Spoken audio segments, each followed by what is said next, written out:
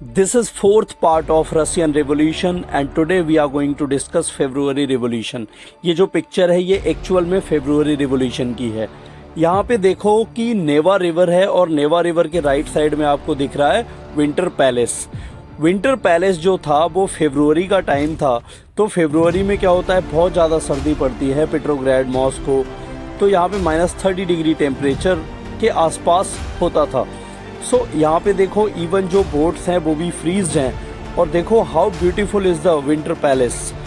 But इसके साथ बहुत ज़्यादा प्रॉब्लम्स थी रसिया में। लाइक वहाँ पे जो लोग थे, जो पीजेंट्स थे, वर्कर्स थे, they had no food to ईट।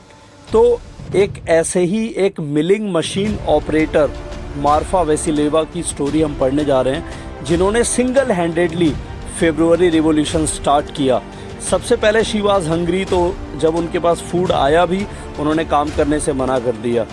उन्होंने फूड जो लोफ ऑफ ब्रेड था वो तो ले लिया, बट बोला she will not go to back to her work, वो काम पे वापस नहीं जाएगी। और मार्फा वेसिलेवा ने फूड की कमी की वजह से स्ट्राइक किया था और इवन उनके साथ साथ उनके पूरे फ्लोर ने, फिर उनकी पूरी फैक्ट्री ने स्ट्राइक कर दिया। सो ये दिन था 22 फरवरी का जब उन्होंने स्ट्राइक किया था। अगले दिन 23 फरवरी 23 फरवरी को 50 फैक्ट्रीज में स्ट्राइक हो जाती है और ये सिर्फ मार्फा वेसिलेवा के स्ट्राइक से। ये भी ओरिजिनल पिक्चर है। इसके बाद जार भी तो कुछ करेगा, क्योंकि हमेशा से वो रिवॉल्यूशंस को दबाता हुआ आया था, लोगों को मारता हुआ आया था।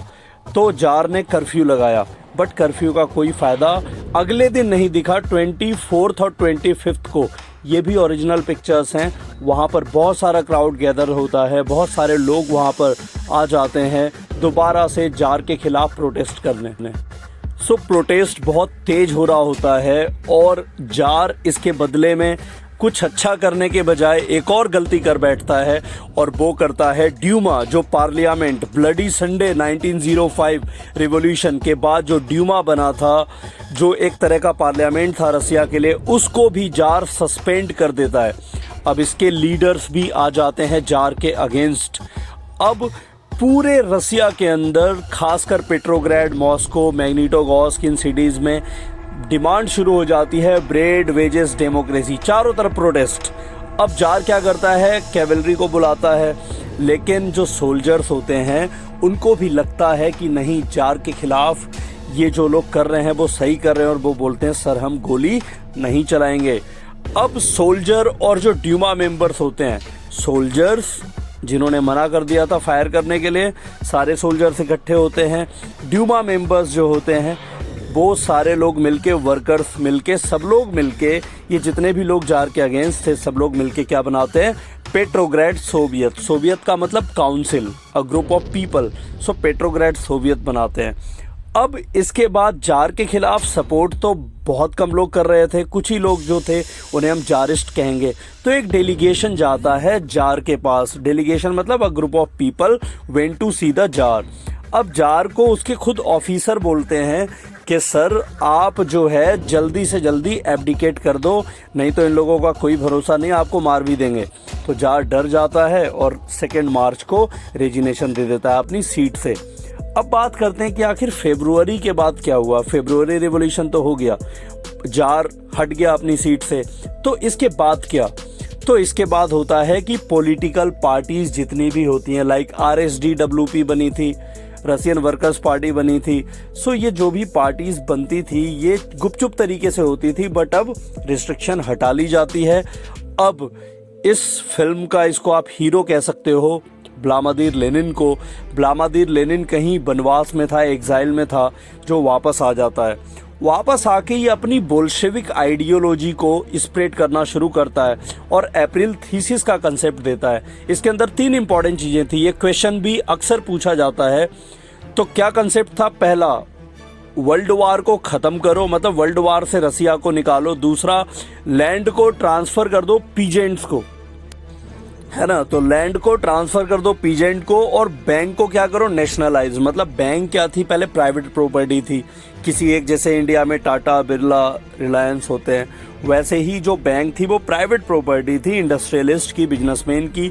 इन्होंने बोला कि नहीं, जैसे इंडिया में SBI है, गवर्नमेंट बैंक है, PNB है, गवर्नमेंट बैंक है, बैंक ऑफ इंडिया है, गवर्नमेंट बैंक है, तो बैंक को नेशनलाइज करो, साथ में प्राइवेट प्रॉपर्टी जितनी भी है उनको भी नेशनलाइज करो।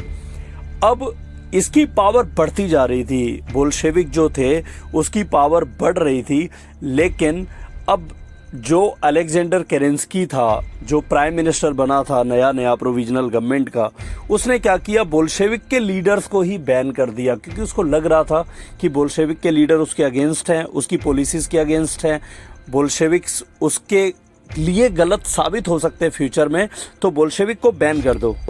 लेकिन इससे कुछ होने वाला नहीं था। अब बोल्शेविक की जो विचारधारा थी वो वहाँ के पीजेंट्स और वर्कर्स के ब्लड में दौड़ने लगी थी, और अब कंट्री साइड मतलब विलेजेस में भी बोल्शेविक के जो लीडर थे वो पीजेंट्स को समझाने लगे कि तुम छीन लो अपनी ज़मीनें नोबल से, नोबल के पास कोई राइट नहीं है कि तुम्हारी ज़मीनें रखें। पीजेंट्स ने भी बहुत बखूबी व्लादिमीर लेनिन की बात मानी और नोबल से अपनी ज़मीनें छीनना शुरू कर दी। जुलाई से लेकर सितंबर 1917 तक बहुत सारे ऐसे केसेस रिपोर्ट हुए जिनमें नोबल्स को इवन मर्डर भी कर दिया गया और उनसे ज़मीनें भी छीन ली गई। अब पढ़ते हैं अक्टूबर रिवॉल्यूशन। तो फरवरी 1917 के बाद अक्टूबर 1917 में देखो क्या क्या हुआ। 3 बड़ी चीज़ें। सितंबर में लेनिन और केरेंस्की एक दूसरे के अगेंस्ट हो गए।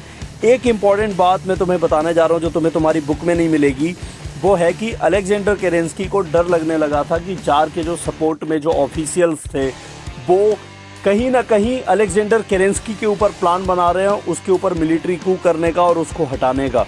तो अलेक्जेंडर क्या करता है, 45,000 राइफल जो है बोल्शेविक्स को दे देता है कि तुम मेरी मदद करना। लेकिन लेनिन ने इसी को बहुत इंपॉर्टेंट तरीके से यूज़ किया, और लेनिन ने क्या किया, उन्हीं राइफल्स के द्वारा उसने प्लान बनाया कि चलो अब तो हमारे पास वेपन भी आ गए, एक काम करो, एक कमेटी बनाते हैं, मिलिट्री रिवोल्यूशनरी कमेटी। ये क्या करेगी, मिलिट्री रिवोल्यूशनरी कमेटी जाके बोल्शेविक्स को इस्टेब्लिश करेगी और मेंशेविक से उनकी पावर छीन लेगी, मतलब केरेंस्की को हटा देगी, उसके मिनिस्टर्स को सीज कर लेगी। तो ये मिलिट्री रिवोल्यूशनरी कमेटी एक ऑरोरा नाम का शिप, ये देखो आपकी बुक में लिखा हुआ भी है, ये नेवा रिवर है, आपको यहाँ पे विंटर पैलेस भी दिख रहा है। तो ऑरोरा जो था, ये देखो इसकी पिक्चर यहाँ पे और क्लियर है। ऑरोरा जो था ये उसमें सेल होता है और फिर ये लोग जाते हैं विंटर पैलेस में और वहाँ पे सभी लोगों को अरेस्ट कर लेते हैं और रात होते होते तक पूरा का पूरा पेट्रोग्राड इनके कंट्रोल में आ जाता है। तो सभी जो रशियन कांग्रेस सोवियत की मीटिंग होती है, बहुत सारी पार्टीज़ थी, सबकी मीटिंग होती है और सभी लोग यही बोलते हैं कि नहीं, जो बोल्शेविक ने किया वो ठीक किया। देखो हिस्ट्री में जो पावरफुल था ना उसको सभी लोगों ने सपोर्ट किया, तो बोल्शेविक पावरफुल थे, सबने सपोर्ट किया।